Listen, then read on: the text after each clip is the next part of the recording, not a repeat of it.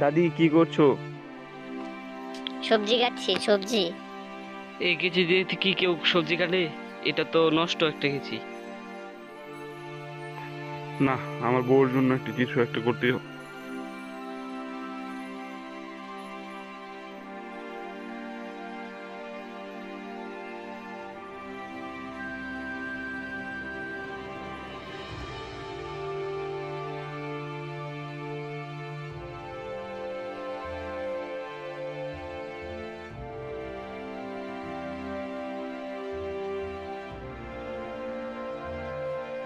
এই চাপাতিটি আমার নিজের হাতে বানাইলাম অনেক সুন্দর করে।